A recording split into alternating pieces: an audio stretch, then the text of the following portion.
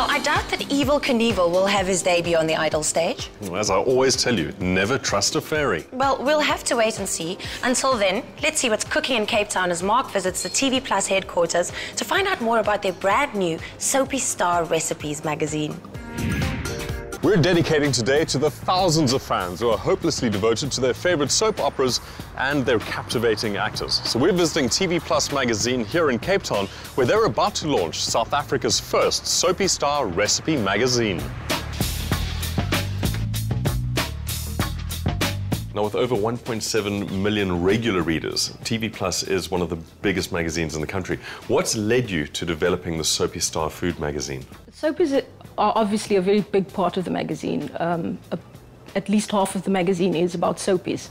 And we were just having discussions about what else could we do. And then Karen Hart, who did all the recipes, you know, she loves food and, you know, thought we often get these questions where people are saying, well, what are they eating? And can we get a character's recipe that they're famous for in the show? So we started then just brainstorming whether this would work. We contacted some of the soapy stars, started seeing who would be interested in being part of it, and we found that a lot of them are actually foodies.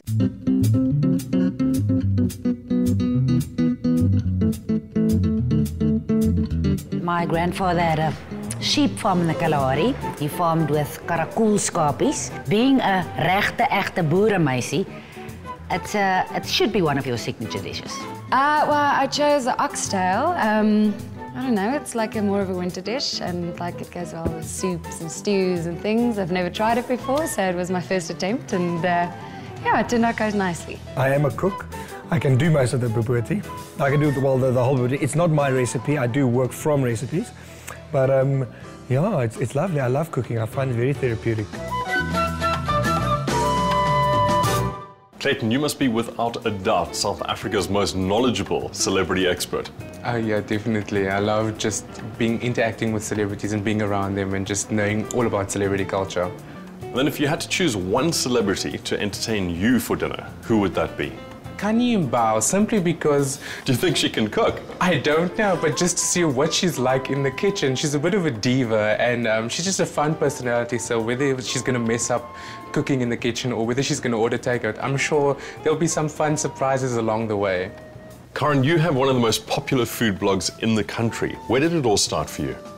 Well, it started about 3 years ago. I read the novel Julie and Julia, and I was so inspired that I started a food blog. And it was actually for myself, but it turned out to be, in the end, I was writing for a whole sort of group of followers and new people coming, new fans, and it was amazing. So you work at TV Plus. Your food blog has over 100,000 hits.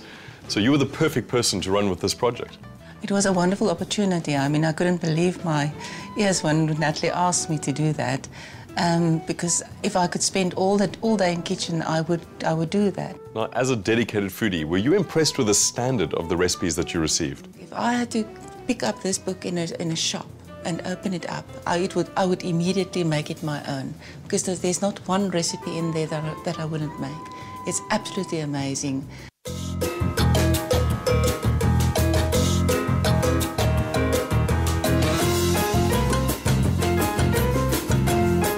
Neil, as part of the art direction team, how do you decide what goes where in the layout? Well, we start with the soapy actor, because the soapy actor, for instance, must be the main focus on the page, as well as the food. So that must be the focus point on the whole layout. And then you start with the recipes. Now, what are the biggest challenges in producing something like this? For the reader to understand the layout, because originally it looked nice on paper, but a reader couldn't understand, so we divided it up into steps 1 to 4, so it's understandable, but yet it looked nice. Well, I think you've done a great job. One of the things that really strikes me is how vivid these pictures are. I mean, it really looks like it's right there. Yes, cooking is such a passionate thing. We wanted to achieve that by actually putting the mushroom on the page. You must actually feel you can pick it up, and the spices, you can move it around, and all those kind of deep pictures on all these pages, it must actually look real. You must feel you can smell it.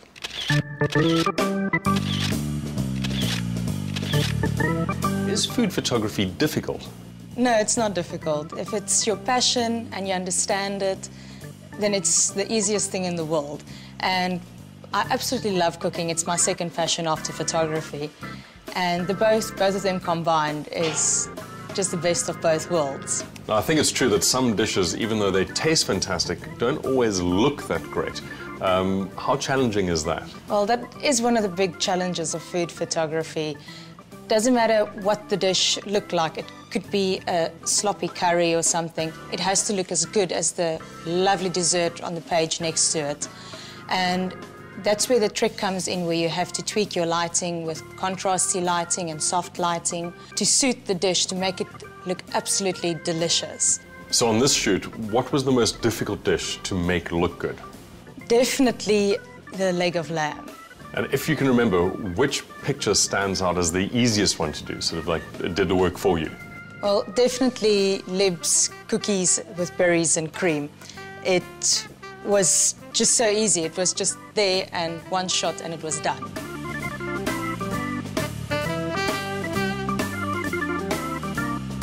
Well, there you have it. Now, not only can you follow the daily dramas of your favorite soap star, but you can also taste their favorite dishes.